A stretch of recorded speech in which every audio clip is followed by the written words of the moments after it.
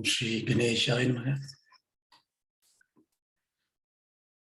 Om Namah Pranavartaya Shuddhajnanaika-murtaye Nirmalaya Prasantaya Dakshinamurtiye Namaha.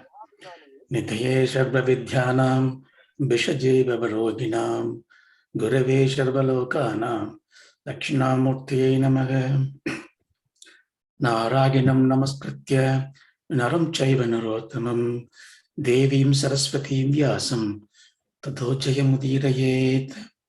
Hare Rama, Rama Rama, Hare Hare, Hare Krishna, Krishna Krishna, Hare Hare, Hare Rama, Rama Rama, Hare Hare, Hare Krishna, Krishna Krishna, Hare Hare, Hare Rama, Rama Rama, Hare Hare, Hare Krishna, Krishna Krishna, Hare Hare.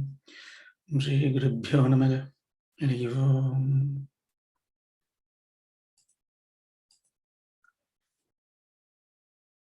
Om Namo Bhagavate Vasudevaya.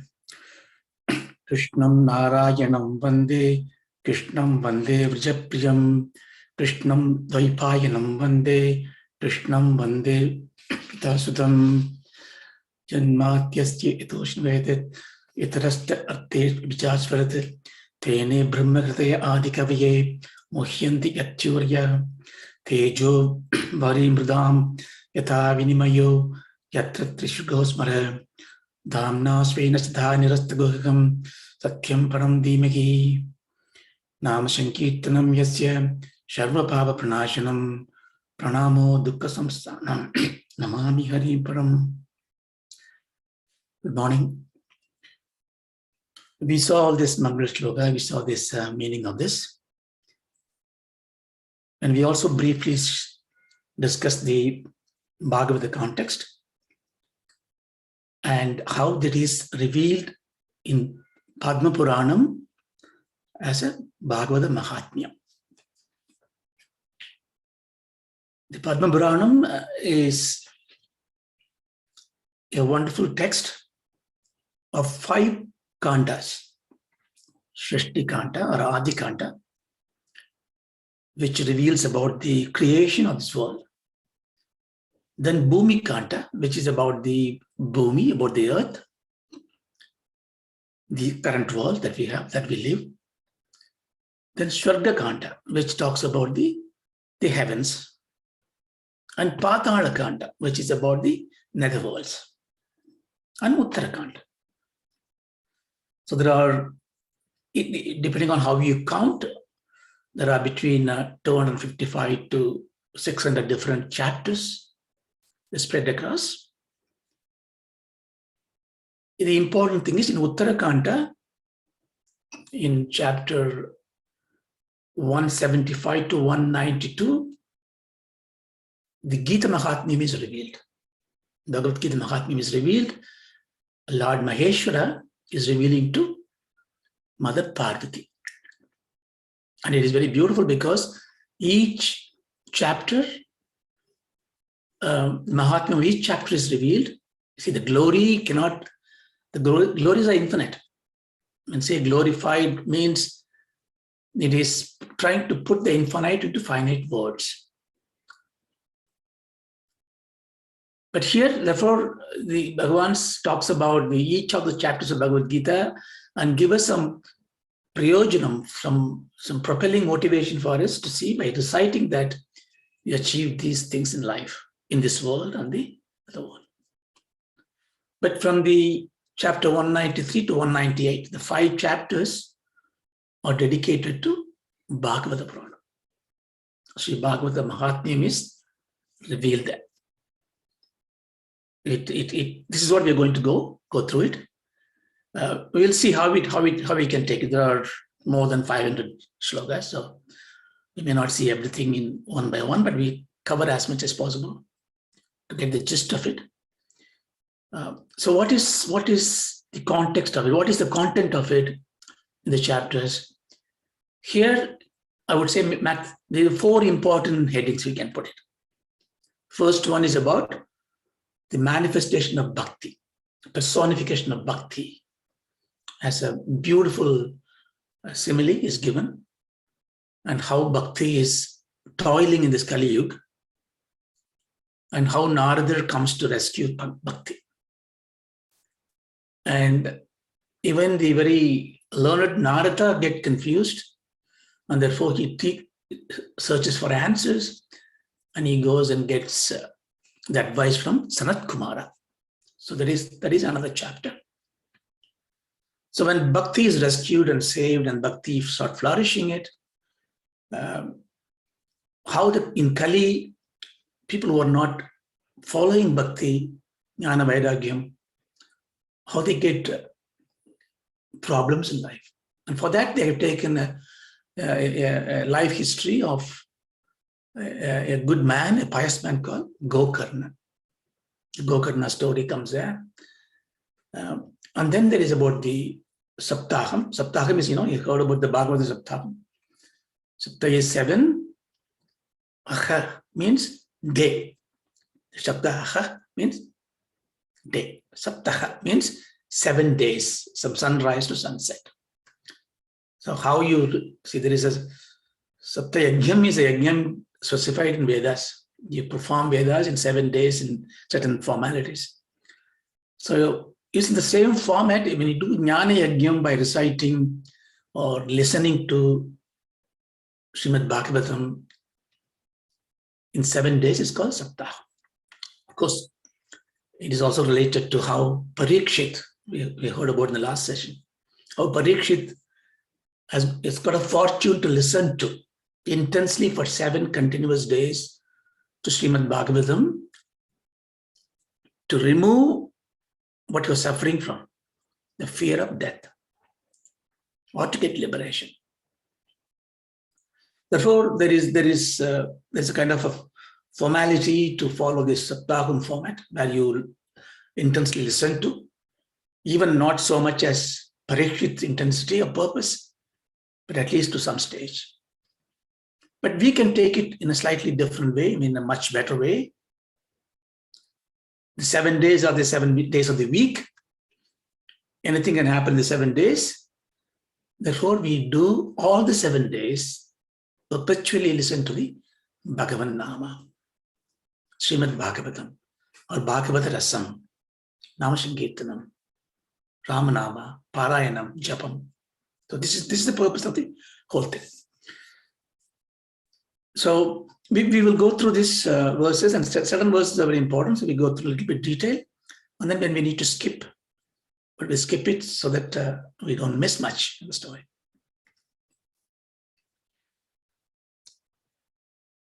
The Padmapurana we are entering into, the chapter 193. Depending on the versions you see, there are different shlokas to start with, but generally, the whole of Padmapurana is structured in a way that everything is revelation, a narration by Parameshwara to Parvati. But in the normal Bhagavata Vyakyanam, they will skip those things because they're a bit ornamental in a sense. To save time, they just move on. But we just look at the shlokas. When Lord Parameshwara himself is revealing means it is the profound Veda Sara. That is the idea behind Parameshwara Suvacha. Deva Deva Mahadeva Sarvigya Sagalardata Kripamayi Param Kritva Yat Purche Tattvasvame Sri Parvati Vacha. So Parvati is asking Lord Shiva, Deva Deva Mahadeva, O God of gods, O Mahadeva, Sarvigya, O all-knowing, omniscient. Sakala Arthatah, Sakala Arthatah. Sakala means everything, Artha, all the resources, all the prosperity, all the things that you knew. You are the one giving. So this is adjective for Mahadeva. O God, omniscient, all giving, all bestowing Parabrahma, please, Kripam Mayi, have compassion on me. Param Kritva Yat Preche Tattvadasvame. So I am asking you to tell me with great compassion. So Ambal, Mother Parvati is now putting a request. See, normally it is the right way of doing it, right? Whenever you want to get something, not flattery, but you bring the glory of the person. You sing the glory of the person. So one, the person is happy that you are coming there to ask for something, he will bestow the grace. So she's doing that. Sudam cha Gita Mahatmyam Bhakvashcharya Kathagitam Tena me Bhaktikrit Panna Shrotam Krishna Kathamparam. Shrutam cha Gita Mahatmyam. So, as I told you, now Maheshwara has completed finishing Gita Mahatmyam to Mother Parvati. So, the mother is confirming, reconfirming. I heard the greatness of Gita, containing many wonderful tales. Acharya Kathagita. Bhagavas Acharya Kathagita. Bhagavan Krishna's wonderful tales. This also means Mahabharatam and the divine play as a charioteer in the battlefield. Everything's wonderful, isn't it? So she's narrating that. Teneme Bhakti Rupanna Shrotum Krishna Kathamparam.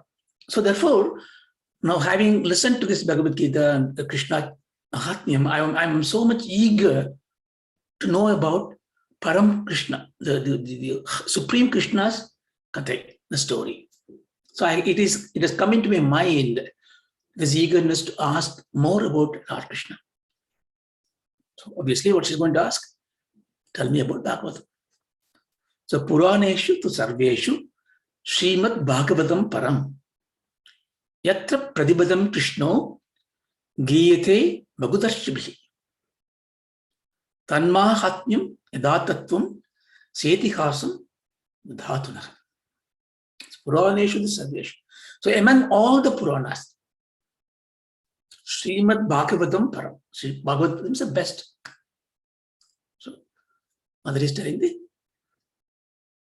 father, which means she knows about Bhagavatam. See, this is the second insight here.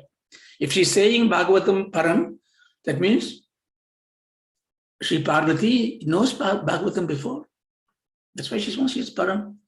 But yet she wants to listen to it more. This is it. So when you hear the truth, you want to hear it again and again and again and again. So da Parayana. So yatta pratipatam Krishno griyate bhagudashibhi. Yatta pratipatam. In every word, in which in every word, Krishna is sung. Krishna is glorified. Krishna is adored by various bhagudarshibhi.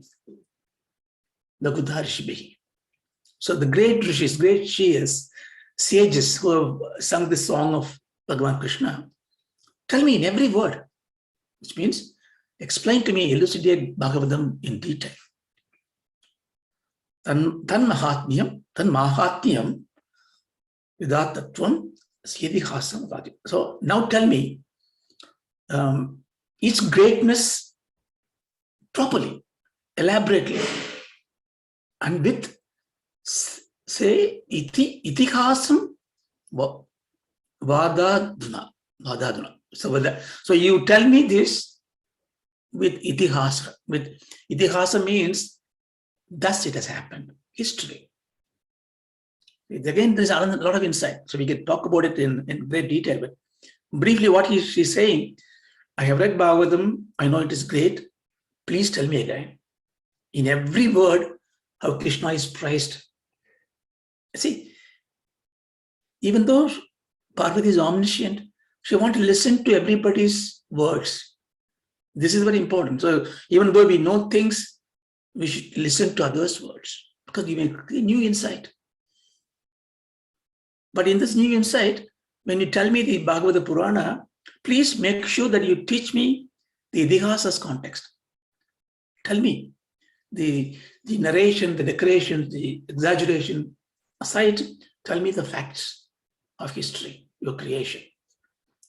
So then it shows Ishvara Uvacha, then it goes like this. So what we do, we will skip this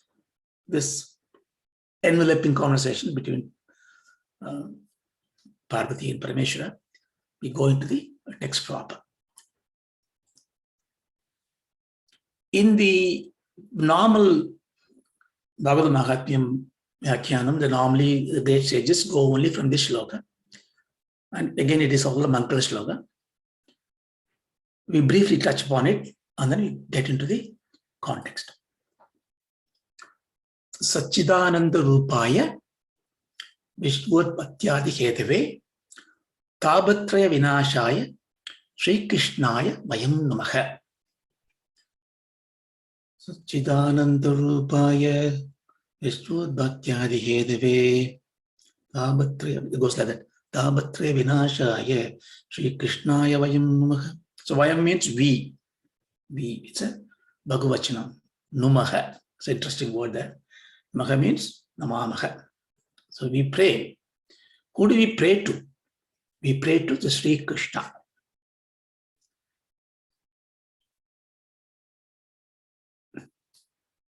It's interesting because normally, if you could say,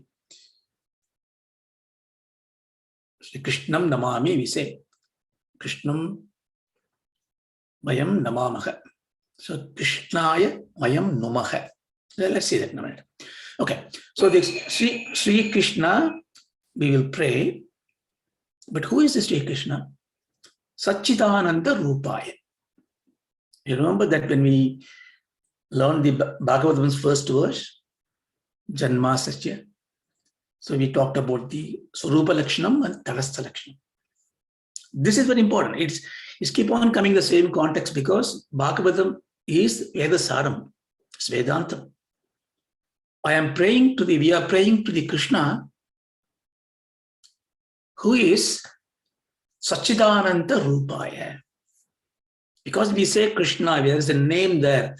When you say Krishna, your form comes into your mind. The beautiful flute with a peacock feather on his head, with the legs crossed, charming, enchanting smile.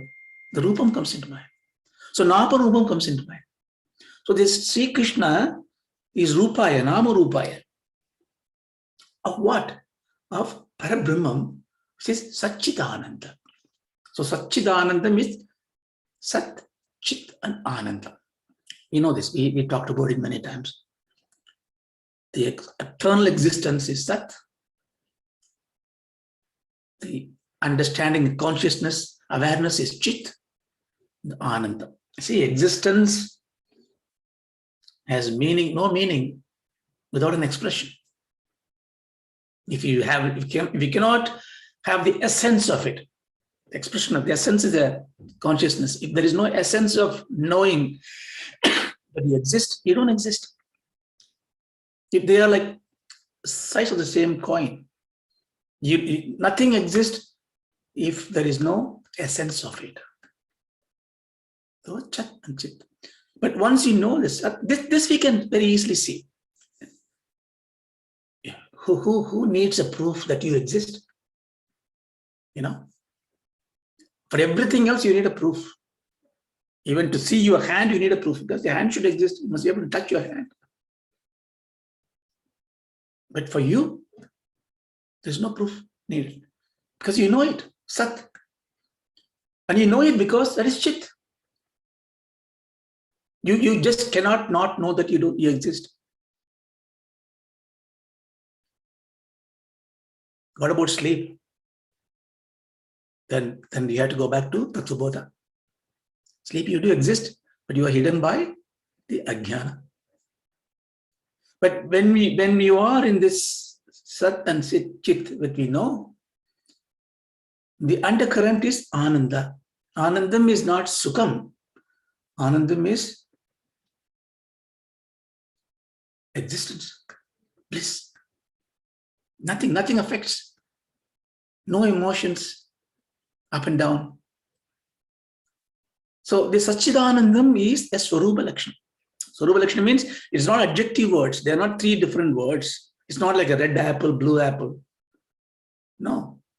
It is the appleness that we're talking about. It's a godliness we're talking about. That is the very essence. It's a description, not a Visheshanam. It is by itself. It's called a Swarupa Lakshana. Now, sometimes when we get angry, we say, don't push me around, I'll show my Swarupa, And the time we think of Swarupa means our angry, violent face. That is fallacy. It's nice to show the Swarupa. Swarupa means all blissfulness. So that is the Krishna. The word Rupaya is added because Rupam is a Saguna Brahma. Sachidanandam is that you cannot see, that is you. But when it becomes a Rupam, that's Sri Krishna. Then the second part, Vishwotpatya Adi Hetu. Vishwa Utpatti Adi Hetu. Hetu means the means, the cause. Vishwa means the world, the universe. Utpatti means Srishti. Utpatti Adi.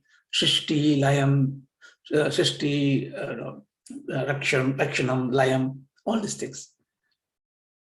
So now he is giving you a Tadastha Lakshana. What is Tadastha Lakshanam? Remember that? When you are pointing out the target by a supplementary evidence of it. You know that house next to the river? You know that house that is yellow painted? The house that a crow is sitting? All that is a temporal hint to point out the target. So here it is giving a hint to that same Sachidananda Rupam, that is which is the cause of creation, sustenance, and dissolution. That is the Lakshana. So the whole Vedantam comes to the first sentence. That is Sri Krishna. We pray to him. And what is the purpose of this? Tapatraya Vinashaya. So now here there's an adjective comes in. What happened? What happens when you do this? When you worship Krishna, he is the one who destroys Vinashaya. Which one? What does he destroys? Tapatrayam. Tapa means the anguish, the anxiety. 3 kinds of anxiety. Now generally we say Adhyatmikam, Adibhautikam, Adidaivakam. Or that what is caused by your body and mind, what is caused by others, what is caused by the natural calamities. Which means you put all the causes of trouble into 3 baskets of it. So all that is Vinashaya. So when you pray to the Sri Krishna as the Parabrahman, who is Sachidanandam, all the Tapatrayam is gone. He may ask you a question. Well, I am a Krishna Bhakta or a Paramartha Upasaka. I do all these things. I believe in it. But I still have problems. The earthquake comes. Neighbors are hurting me. My body is paining. Nothing Vinashaya hasn't happened. You have to understand in 2 ways. That cases where the God shows compassion to us, that will go, miraculously will go away. But you need to have Shraddha. Whatever the disease, whatever the failures, whatever the agony that you have, carry in your mind, can just disappear. And God will not violate this karma phala vidhi, which he has established, but he's got a trick in his hand. Now, if you have been doing all these bad things in your previous janma and you need to suffer this month, this time, how can I pray to God and get it distorted? You pray to God and God will take, okay, I will bestow grace upon him. Then what he does, he makes you suffer this, but in a different timeline. If I need to suffer for 1 month in this world, he may make it suffer by a fraction of a second in a dream, having a bad dream. It can happen. But the tattvartham of this is, no, he is not going to remove those natural order. He's not going to remove the world's progress in a way. The vector is not going to be changed just because you prayed for it. But then he gives the capacity that has no effect. See, what is grief? Grief is anything that hurts me. If it doesn't hurt me, it's not a grief. It's an incident. Doesn't matter to me. Tapatrayam, it can happen to me. No need to change, but it doesn't affect me. See? So that means he can also do something else. For the ordinary bhakta like us, he may give you miracles, he may give you cure, he may give you consolation. But when we become an Uttama bhakta, he has given the key to us. You have the key. The key is, you know the truth. The Tabatrayam is not going to affect me. I am not this body, mind, matter. Therefore, you bear everything that comes in. You take responsibility. You cope. You accept it. Because once you accept it, it goes away. See? So you can ride on both horses. You have bhakti so that things will change, or good things tangibly, but also jnana vairagyam so that even it doesn't change, I still hold on to Sri Krishna because I have the key. I can be free from this. So then he says, Krishnaya vayam namaha. This actually should be vayam Krishnam namamaha, should be there.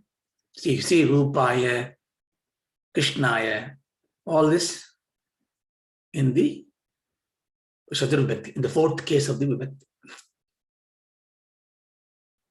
So this prayogam is there in Bhagavatam, it's in Gita also it is there sometime. So this is, you can just leave it there, it's kind of a Asha prayogam or a whole kind of usage. Instead of Namamaha, they put Namaha. No, but potentially Panni also gives you an exception to this. You can use what's called a Kriyartha Upapada. So it's actually what it means is Vayam Krishnam Anukulayitam Namaha. So the Namaha is a very good phrase to use. We don't need to go into detail of it, but some of you, if you're interested to learn this more. So this is the first slogam. This is not actually a Padmapurana text, but it is included in all the prints right now as a main one. Then there's another one, which is not, this actually comes in the Bhagavatam Khanda 2, but it is also taken as a Mangala slogam to the Gurus. Yam Pravrajantam Anupedam Abheda Krityam Vaibhayino Viraka Kadra Ajuhava Putri Tanmayada Tarao Abhinetu Tam Sarva Bhuta Kritayam Muni Anadosmi. In the first verse, we pray to the Parabrahman as Sri Krishna, and we offered our prayers to him. Here, we are praying to Shugacharya, Shuga Brahman. Tam Muni Anatosmi. The last line, Tam Muni, I surrender to that Muni. Tam Muni Anataha Asmi. I prayed to that Muni, that sage. Who is that sage?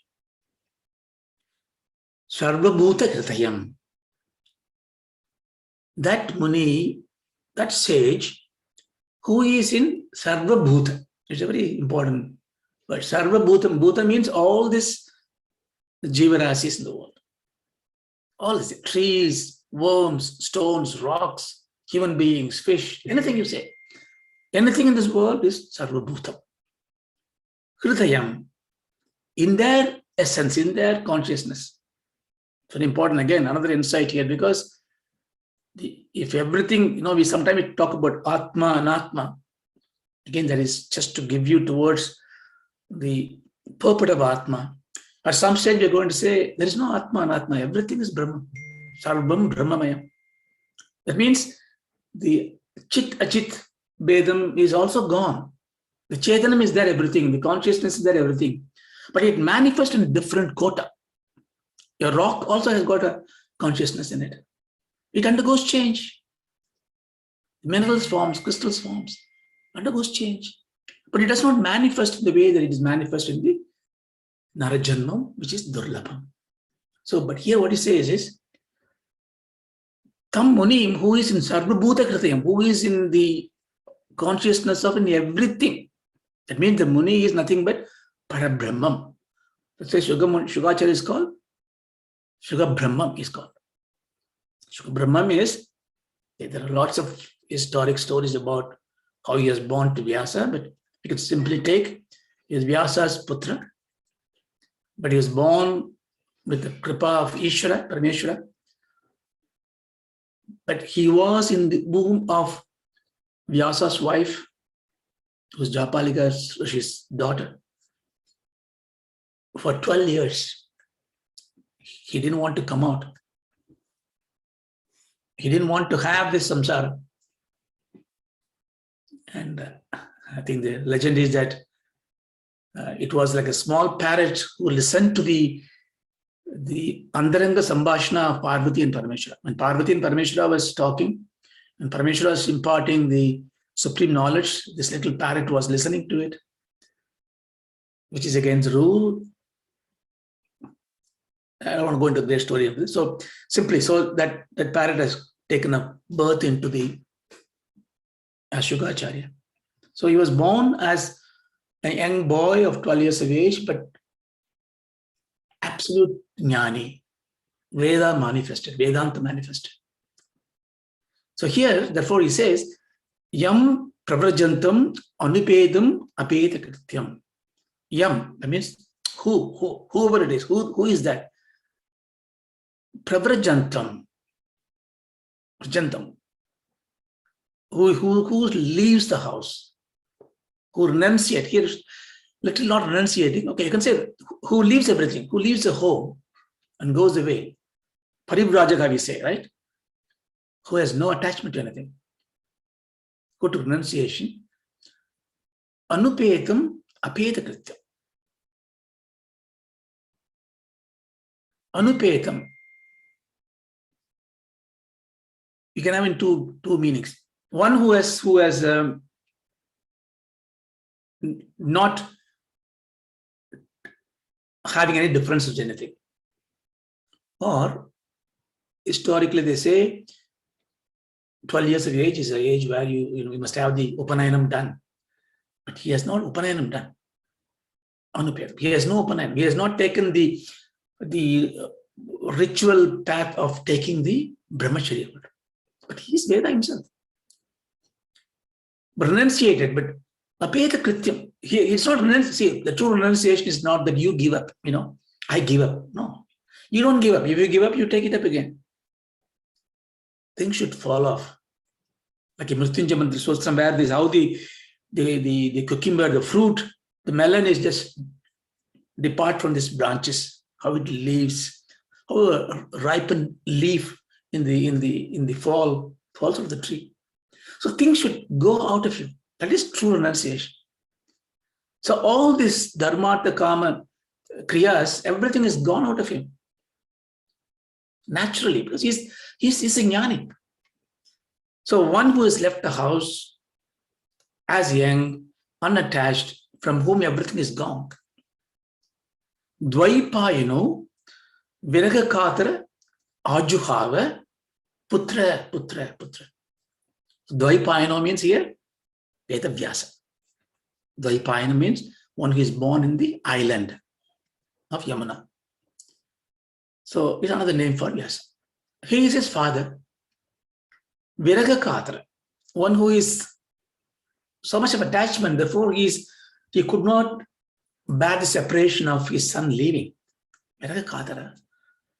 Ajuva, he's calling. Putra. Oh son. He's basically running after him.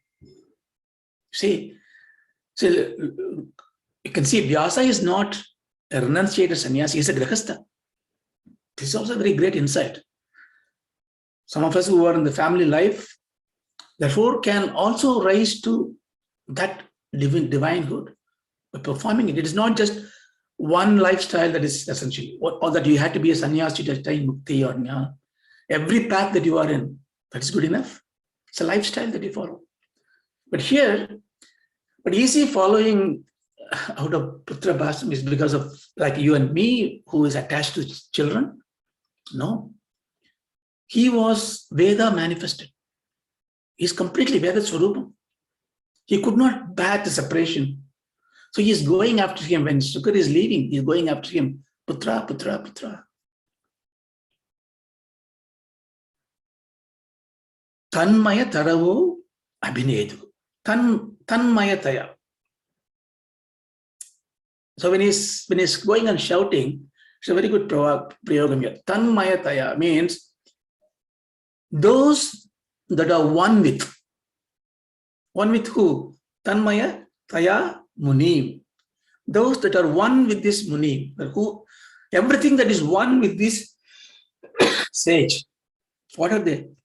The trees.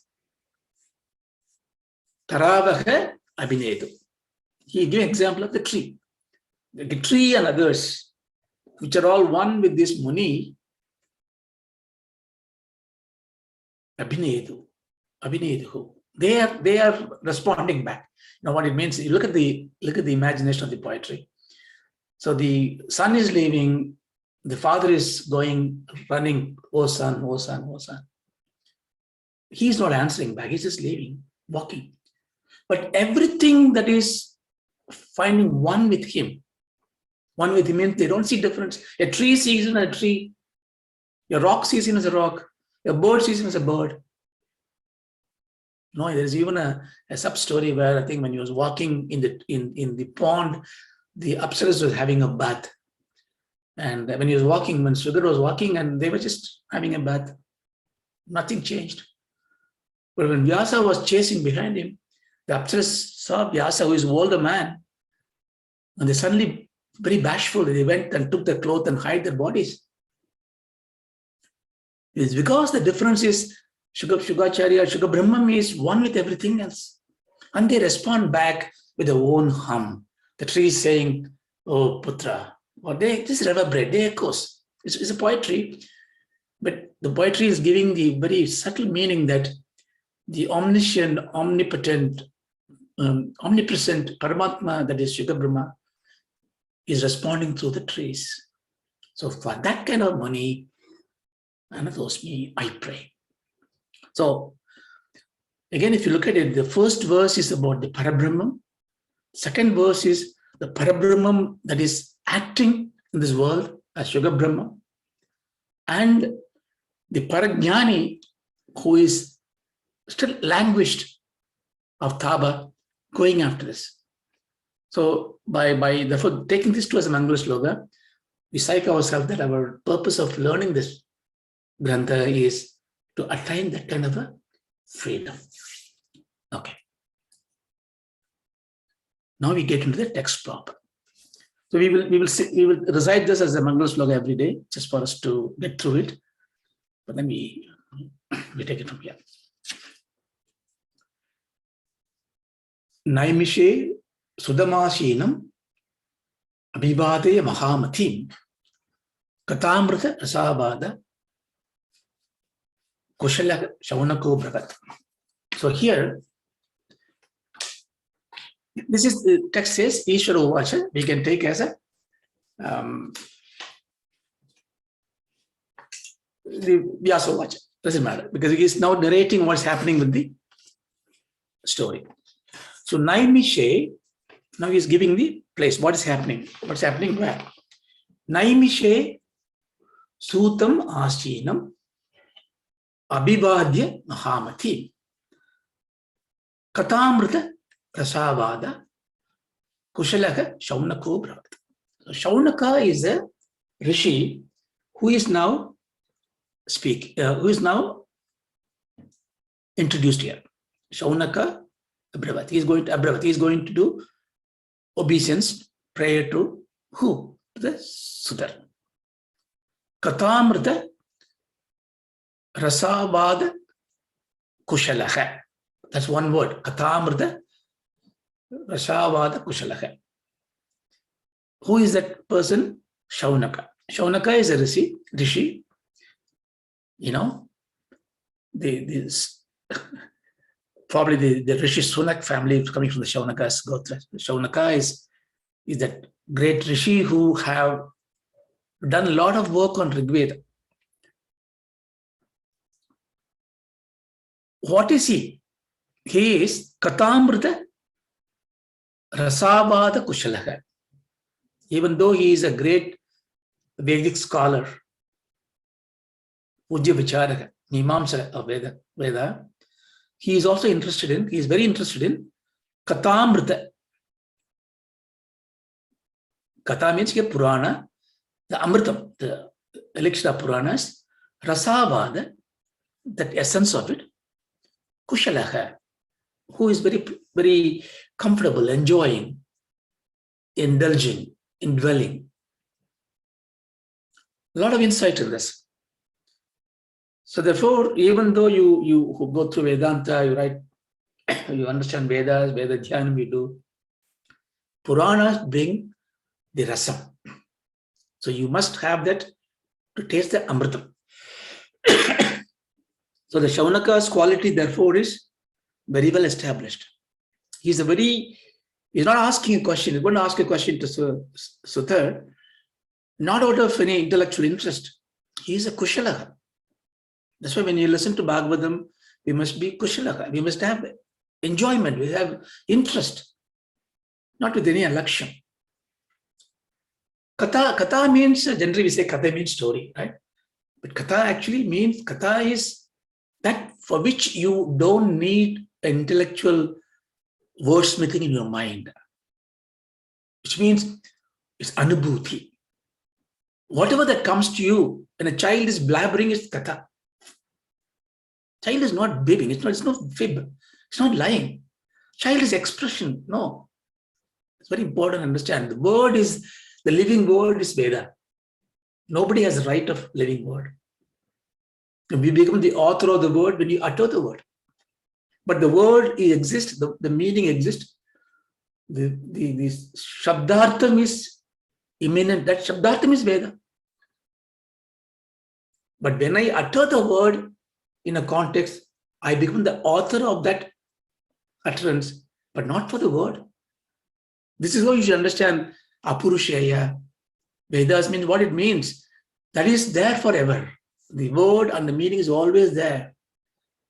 When we bring it to some form, some coding, some structure, some lipi, and then when we make an expression out of it, the output of the expression, that could be your authorship, but not of the word. Katha is that which is like the word, which comes out of it. But unfortunately, Katha becomes a fib, right? So that's okay. So here you should take it as Kathamritam means the Puranas Amritam as well as the Anubhuti contains in the Puranas. Pura Abhinavam, always true. So he is Naimishe Sutam Asinam Abhivadya Hamati. Now it's very beautifully he says, now he's meeting who? Suta.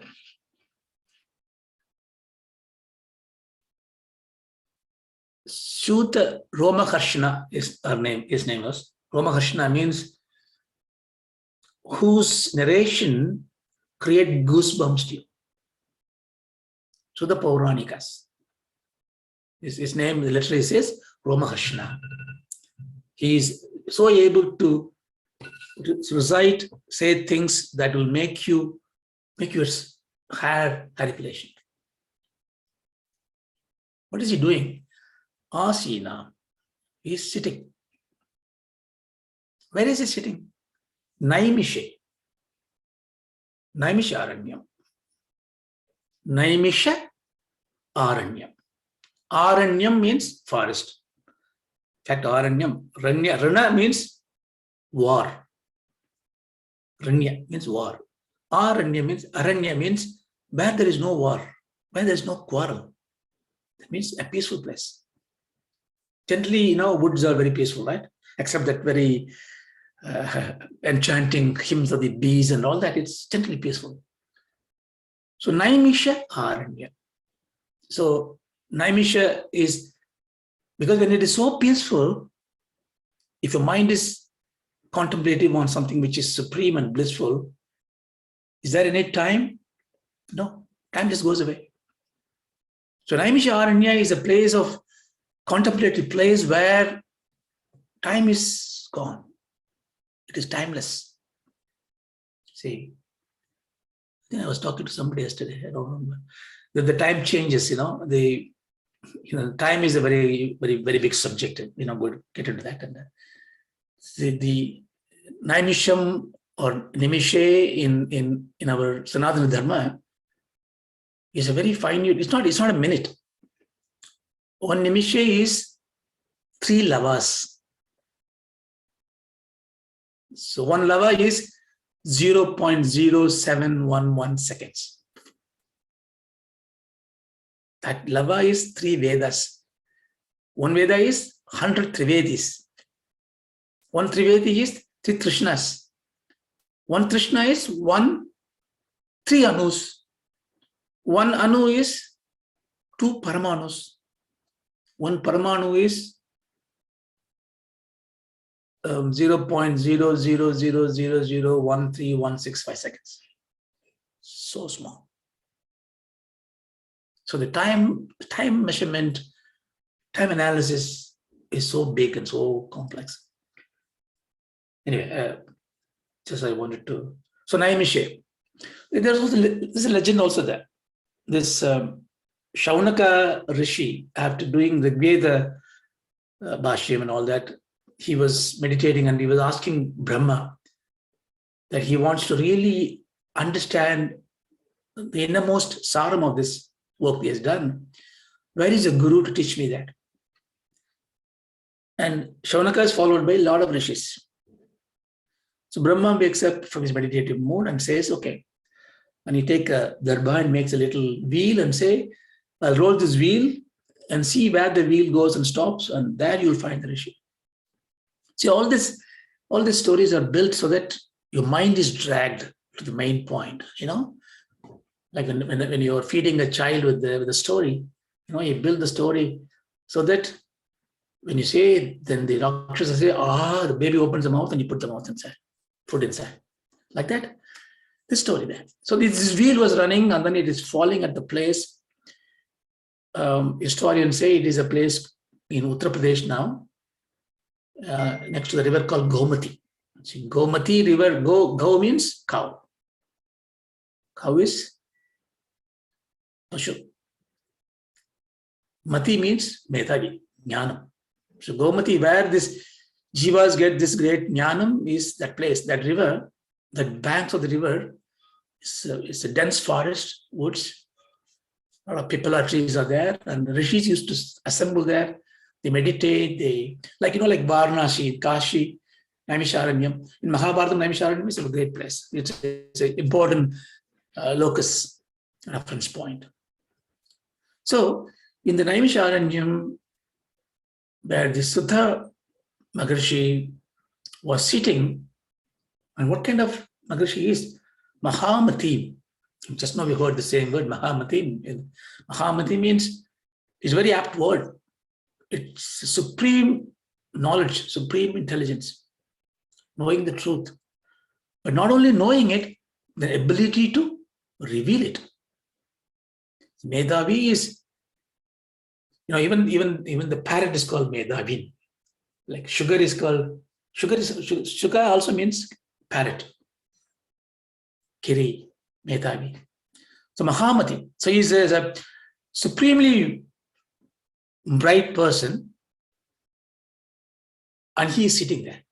So that's what this sloka says. So Shaunaka Uvacha Ajnana Dvanta Vidvamsa Gaudishorya Samaprabha Sodakhyani Katasaram Amakarnarasayanam. Shaunaka Uvacha. So Shaunaka is going to ask few questions. So here he is asking, O Mahamati, I want something. Mama Karna Rasayanam. Give me for the ears that which gives me smooth Rasayanam.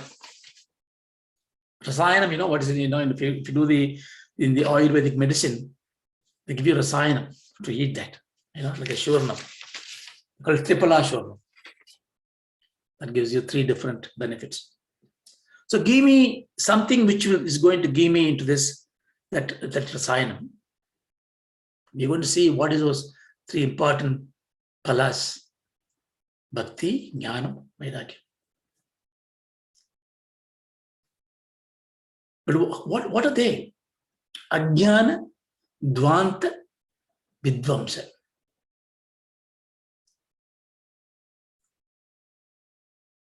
Koti surya, samaprabha. So he's now using this to praise the Guru. Oh, Mahatmyam, you are like Koti Surya Samaprabha. You are like billions of sun effulgence. You are so bright that it will dvamsa, it'll completely dvamsa, it will completely eradicate ajnana dvanta, the darkness of ajnana, ignorance, that which kills. So you are the light. You kill the ajnana. Therefore, you are the right person. So mama karna rasayanam. For me, rasayanam, give me Suta Akhyadi Kathasar. So you give me here the Kathasaram, you say the essence of the story. No. Katha eva saram. The Katha itself is saram. The essence is a story. So don't of course, literally you can take, give me the essence of the story. Give me in one line the essence of it. No. He says, give the story which is essence. That's how you should read it. Give me the story which is essence. Okay, so give me that one.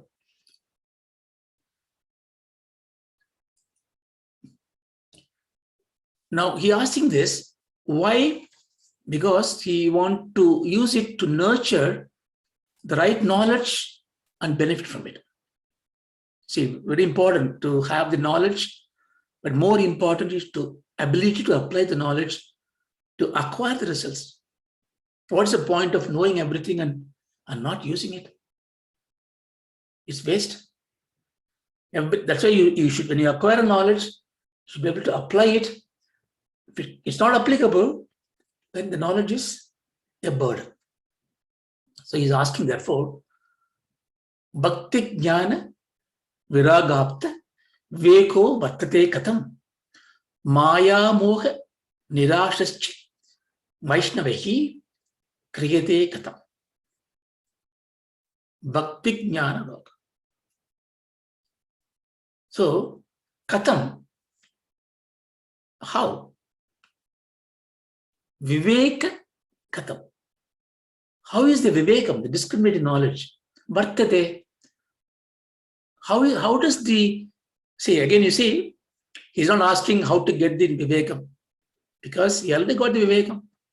So he's in a stage where he got the vivekam, because he has done the Rigveda sagas, he has written Adhyayanam, he read Bhashyams, Sutrams. Now he's saying, how can it nurtured? How can it be used? How can it be applied? Like what? Bhakti jnana viragapta. Aptaha. Aptaha means the great people, how they acquired this vivekam. Bhakti, jnana, viraga, vairam. So bhakti, jnanam, and vairagyam. These three, that gives the vivekam. So now you see, a lot of things here. The vivekam that he is talking about is the vivekam that he acquired after pursuing bhakti, jnanam, and vairagyam. So he has got bhakti, he's got jnanam, he got a vairagyam, and there is a vivekam. And there is a kind of state where he is in, but he doesn't know how to apply it, how to nourish it. Why? And therefore, Vaishnavihi kriyate. Vaishnavihi is not a Vaishnava, it's not a this sect Vaishnavas. One who worships the Vishnu. Vishnu is Vishnu Paramam Padam. Vishnu is Sarvamayam. Vishnu is Satyananda Rupam.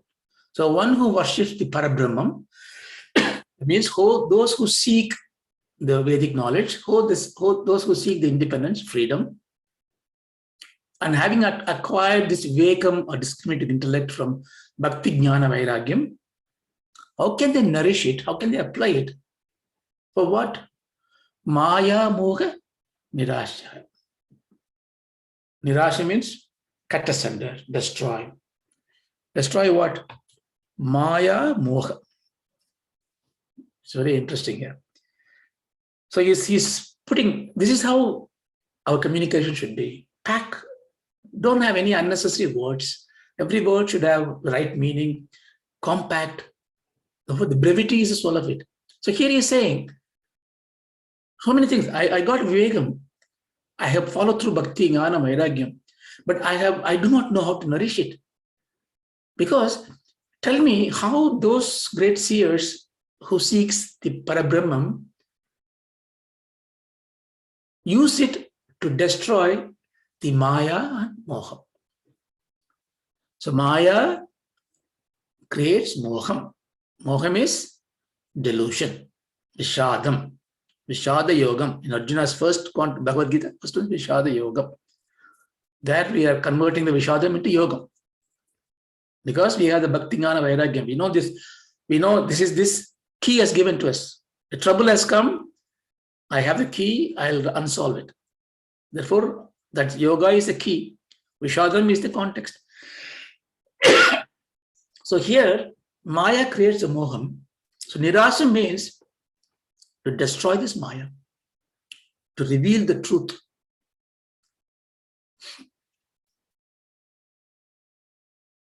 See, reveal is not to unveil. Revealing is not unveiling. Do you understand? Reveal is to reveal the veil. Veil is the screen. Otherwise, they would use unveil the screen. Jnanam is not unveiling. Jnanam reveals the veil. Then after that, you need anubhuti. The veil is the Maya. You cannot destroy Maya. Maya is because why? Maya is Prakriti, Mula Prakriti. It is the power of the Brahman. We saw in Patanjali Yoga. We saw in Tattvabodha. So Maya, Moha, Nirasha means the delusion that comes out of the Maya, because the veiled view, the blurred vision that we have. So to Nirasa means I get the Jnanam, the Vivekam, I apply the Vivekam to raise the veil. What happens when I raise the veil? What do I see? If Maya is the veil, if I can't destroy the Maya, it's a Parabrahmas one. I don't need to, I worship the Maya. But the Jnanam used to unveil it, to reveal is to lift the veil. So if I lift the veil, what do I see? I see nothing. Then what is the point of all this?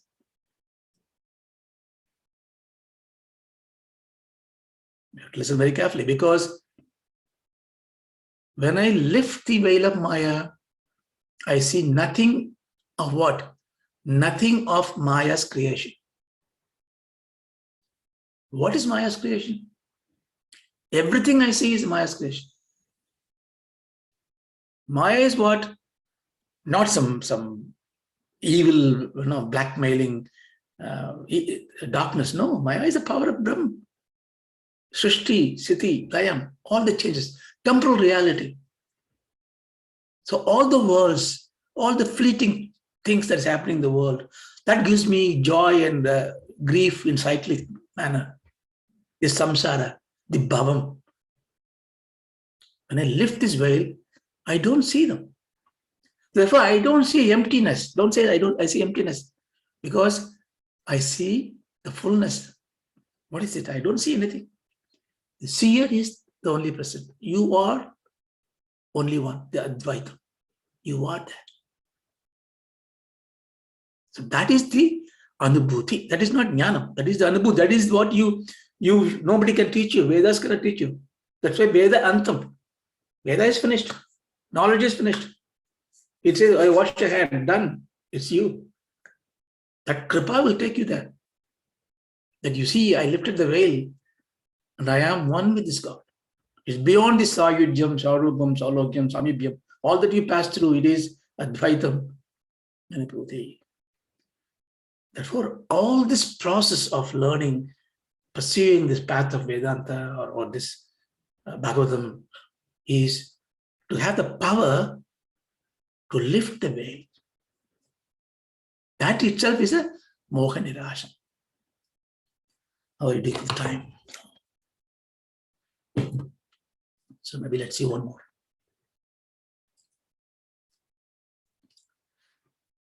Ihagore kalau prayo jivas chajutpadam katam klesha krantasya tasyaiva shodhane kim parayanam. So Shaunaka is asking again. Now I got this, therefore I need you to tell me that story, that essence, that katharasa, so that I can get the maya moha nirasam. Now he is going a little bit more. Iha gore kalau. Gore. Iha, this gore. Ugly, demonic. Kalau means Kali Yuga. Kali Yuga, this is Kali Yukam. Yukam means a set of years of human history, the world history. Okay, whether it is 24,000 years or 432,000 years, that's for the debate. But there's a Kali Yuga, there is a Dwapara Yuga, Treta Yuga, and Satya Yuga. All this called the Chatur Yugas. These 4 yugas forms a Mahayugas. And there are 1,000 Mahayugas is called one kalpa or one day for the Brahma. The 1,000 Mahayugas are finished. Brahma goes to sleep. When he goes to sleep, he closes his eyes. Sushupti comes in, everything goes destroyed. So a pralayam happens. For one kalpa, the pralayam happens. Wakes up again. Another kalpa starts.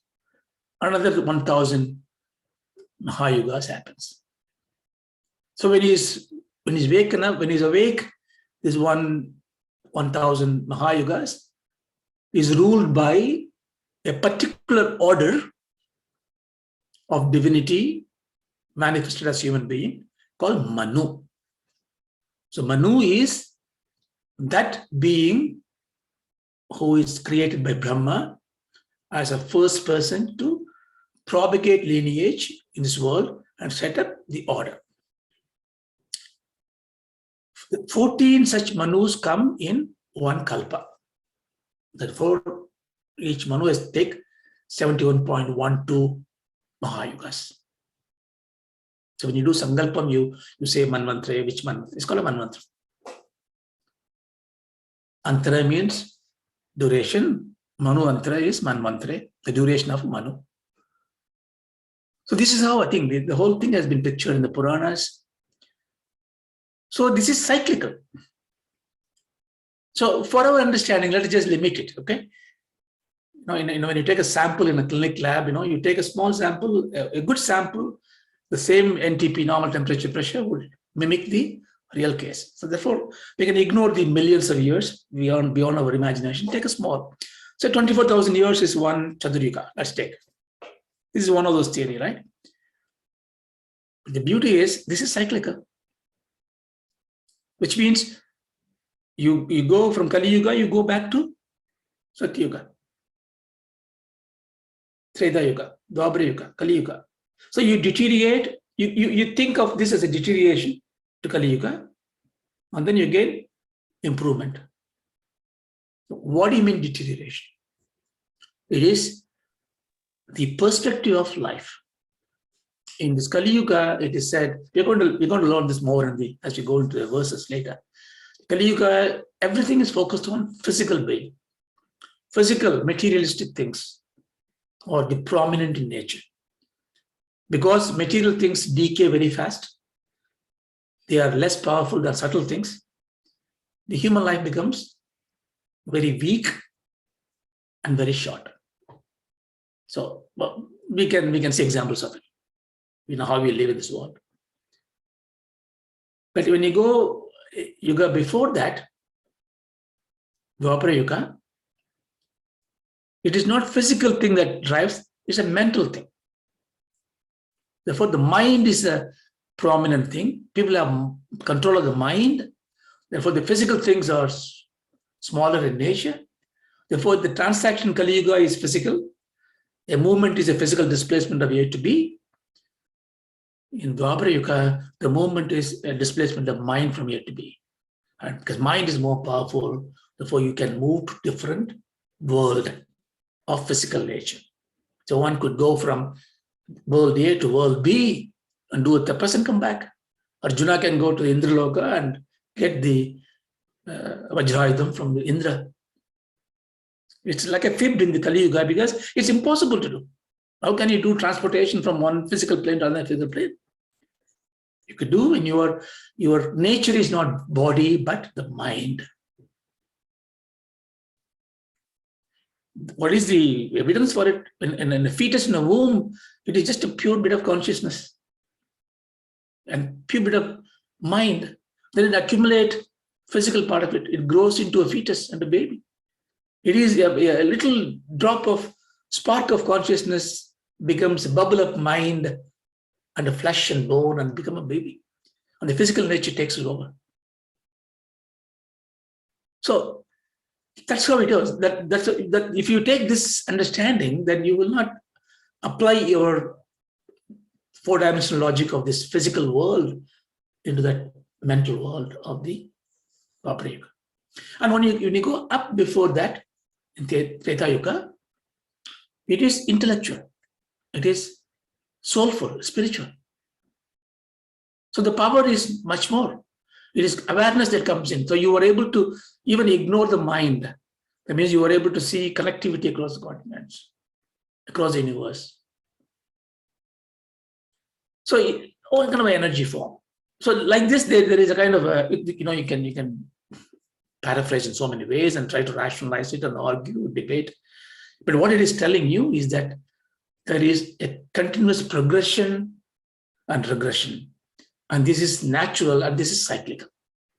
If you do not accept the cyclical nature of the time, no theory can be proven right. That's why science, which is the classical science, classical physics, which talks about the linear time vector, which is got only unidirectional, only forward, people start questioning it. I must have a way to go back in time. But the trouble is science is looking at the same vector to go back, which you cannot do, but you need to have the same vector to go in a different universe to turn around, spherical way, and then turn back. That's why Einstein pushed this boundary and said, Earth is a curvature. Space curves. In space curves, time curves. Because space and time are two different things on the same coin. You know, I always quote this one. I saw this in many years back in the Open University program, and which is I thoroughly recommend anybody to watch anytime because it's a wonderful way of teaching. And this guy was teaching about the solar family, how planets run around, and he showed a white cloth held by 4 poles on all 4 corners. And you look at this, the cloth is woven by threads going horizontal and vertical. You imagine horizontal is time and vertical is a space. So each thread is a time, space, time, space, time, space. Then your cloth is woven. It's called a space-time cloth. Straightforward. Now you take a huge block of stone, a round block of stone, and put it in the middle on the cloth. What happens? The mass of this pulls it down. What happened to space and time? It goes like this. Natural, space-time curves. Now I take a little planet, that is Jupiter, I put it down here, and because it is curved, and I put it there is a momentum there, it rolls this, go up, comes down, goes up. In what kind of path it is? It's an elliptical path. A motion in a curved surface will be elliptics. So planets go in elliptical. This is what the teacher was teaching, So It just draws your mind. So simple. So time curves. If time is curving, it has to cycle. A spiral is always a cycle. Therefore, the theory of cyclic nature of time is an essential truth the science should follow. So quantum physics comes in there and says, look, forget the classical model, rubbish. Quantum is one, everything's cyclic. Therefore, the cosmic research is as good as platonic atomic quantum research, because both reach the same path. Because you can take any small sample, Paramanu is as good as Brahmanda. Well, I gone somewhere, right? Okay. So here he says, Ihagore Kalau. This Kali Yuga, I'm going to take just 5 more minutes to bring this one to close. Sorry. Or maybe I'll take it from the next class. I'll take from this one, next class. So here basically is going to ask you for, tell me what I need to do to have safety in this Kali Yuga. Because we know Kali Yuga is deteriorating, and we'll explain in this sloka a little bit more how it is deteriorating, and therefore what do we need. Stop it here. Om Asudoma Shadgamaya. Om Asadoma Sadgamaya. Tamasoma Jyotirgamaya. Tamasoma Jyotirgamaya. Mrityoma Amardam Gamaya. Mrityoma Amridam Gamaya. Om Shanti Shanti Shanti. Om Hari Om Tatsate. Thank you, Raja.